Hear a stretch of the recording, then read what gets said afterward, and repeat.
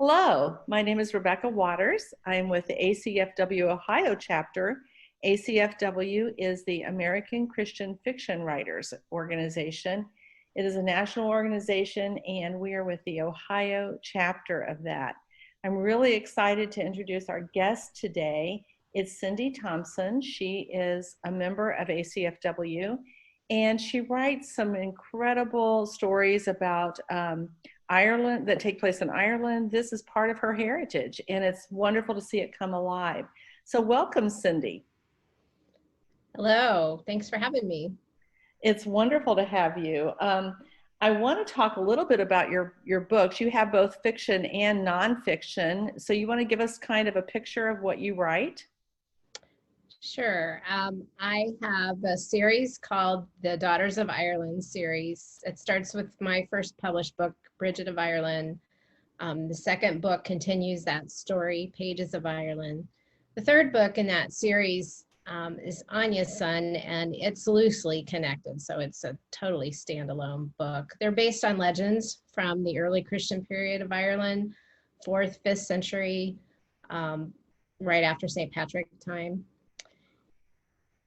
And then I have a couple of nonfiction books. One I wrote because of my research on my first book.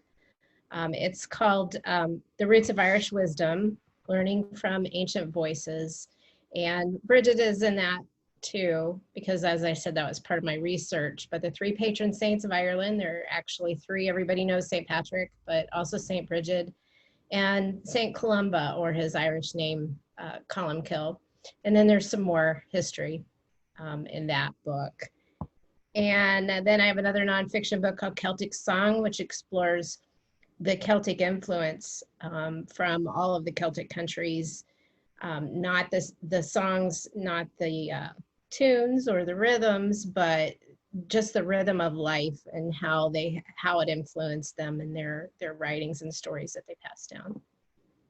Interesting. And before we talk about those books specifically, I would like to ask you this, because I've read some of your books that are set in, what is it, 6th century Ireland. And I have to know if you've been to Ireland, because when I read, you're not just telling us about describing the place. It is so rich in everything. When I read it, I feel like I can smell the damp earth of Ireland. It is such a rich feeling. It feels as if Ireland itself is a character in the story. I'm glad to hear that. That's what any author wants with their books, is for people to be immersed in the setting. When I first wrote Bridget of Ireland, was published in 2006, and I had not yet been to Ireland. And that was the question I got, from every place I went, and the looks I kept giving my husband because we hadn't been to Ireland. We went in 2010 and again in 2013. But I can tell you that the research that I did, I tried to immerse myself in what ancient Ireland would have been like, which is not necessarily what it is now, although there's plenty of history and sites to explore, and that's very, very inspiring to see. But you can see a lot online, and by talking to people who work in museums. Lots of Irish people have really helped in my research. They're just so generous and eager to help. And that's what I tried to do. I studied some books that were written in the early 20th century, like right around 1900, exploring the social history of ancient Ireland. And there's everything in those books, from what people wore to how they built their houses to what their religion was like. And those were really helpful in my research too. Excellent. Well, you did a really good job, because I do feel like as if I'm there. So that's really good. And Bridget was your first, but Bridget was not a fictional character, even though you portray it in a fictional way. Can you tell, I know that St. Bridget's Day is coming up in February, correct? And what can you tell us about her and her influence in the Christian world? There is actually a lot of controversy about whether she was a real person or not, because like we are talking, she was born in the late 5th century, lived until the early 6th century, the early decades of that century. So that was a long time ago we're talking about. And unlike Patrick, where we have actual writings that were passed down, we don't have that from Bridget. We just have the tradition. And her life was written about her, I think, maybe 100 years or so after she died. So there's a lot of legend wrapped up in that. There was a goddess, Bridget, who's a very popular Irish goddess, and some of the things that were attributed to her probably were taken into this Christian saint. Now, but the legend is that she was a real person, and it isn't inconceivable that she was maybe named after the popular goddess. And of course, her miracles were so miraculous, so incredible, that they are wrapped up in a lot of legend. But there's plenty of people who revere her, who believe she was a real person, and so that's where I went with that story, based on her being a real person and an actual recognized saint in the Irish culture. And she's not recognized in the Catholic Church. She's because there isn't enough actual proof that she lived, which is difficult to come by. Sure, sure. It's not like you had Facebook that you could post it on back in the 5th, 6th century. Yeah, or even that many books, really. Or any books, yeah. But St. Bridget's Day is still recognized in Ireland. Yes, that's her feast day.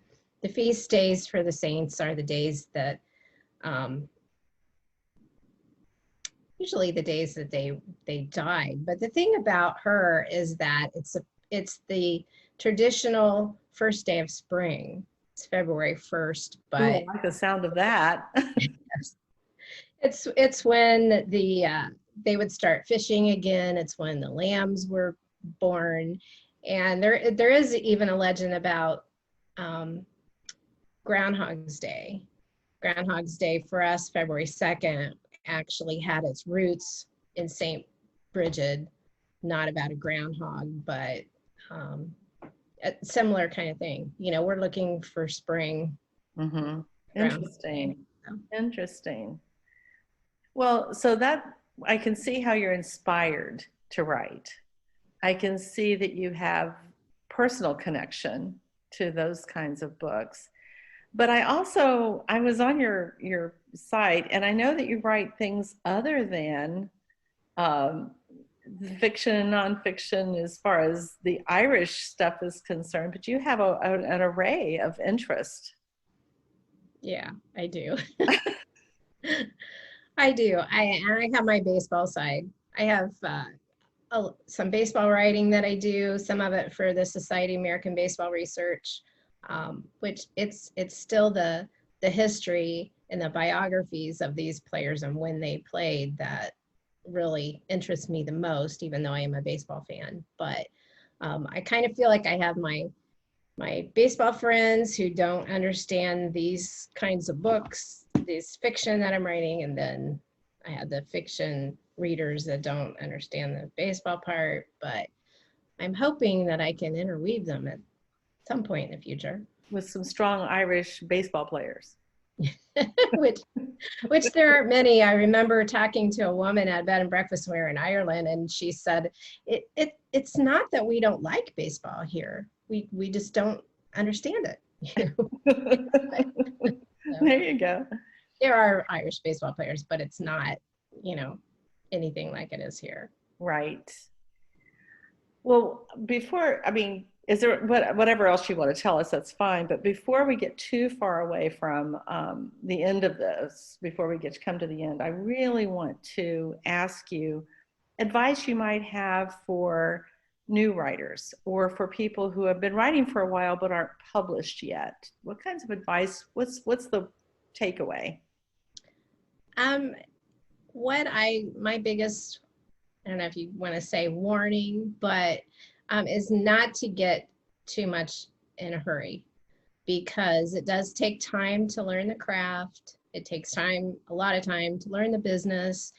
And it's so easy to get published today, because you can go on to Amazon and create a book and upload it and you're published. But if you do that without putting the work into it, you're not going to sell books, because they're not going to look professional with the Right. cover, the editing. So take your time and go through the steps that the rest of us have, and be patient. And there's just a lot of ways to be published today. And I've told some new authors, just you can start with a blog and you can start building your audience and get lots of practice writing that way.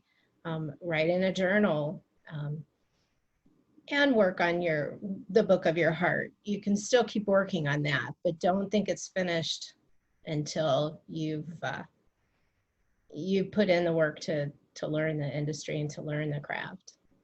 That's really good advice. I think that a lot of people are so anxious to get it published, to become a bestseller, to have a movie made, and those kinds of things. And it just doesn't happen that way very often. Every once in a while, you'll hear somebody, comes out with their first book, but probably they've been writing a long time before they have that first book. They don't Yeah, jump into the craft. you haven't seen the behind the scenes part. Right. And it can be incredibly discouraging if you start that way, because Right. you realize that it's not so easy to get on a bestseller list. And so Good advice. Good advice. I know that I'm going to be sending people to your website, which is www.cindyswriting.com. And I know that we'll probably be seeing some more books on that site. What do you have in the works? What are you working on right now? I'm currently working on a 40-day devotional that looks back at these Irish stories and gets some inspiration from them. So I'm tentatively calling it Celtic Wanderings, and I hope to get that out this summer. We're hoping that we can have some in-person events this year. If we do, I really want to have this book out for that. And I am working on a novel, and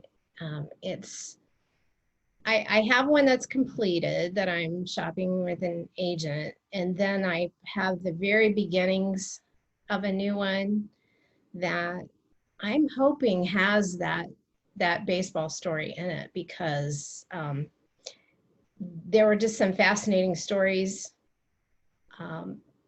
during the Civil War, and then again, I'm looking at World War II and how both races played baseball together.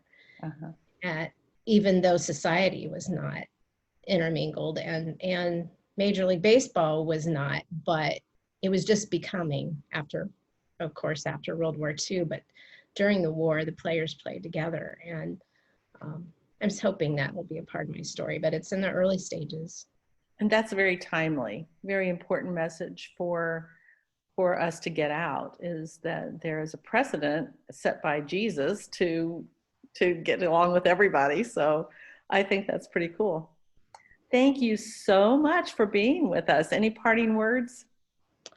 For ACFW, we support each other. It's a great organization. If people don't belong to it in their local chapter, hopefully they can find a local chapter, because it helps. You need that encouragement, and just keep going. You have a story on your heart that God put there. Who knows how it's going to come out? Don't set one direction for yourself, because things are always changing. But just keep writing. That's that's what you're supposed to do and enjoy. Thank you so much for being with us. Thank you. Author Cindy Thomson. She writes incredible, rich stories, and she has a voice in ACFW as well as a voice in apparently in baseball.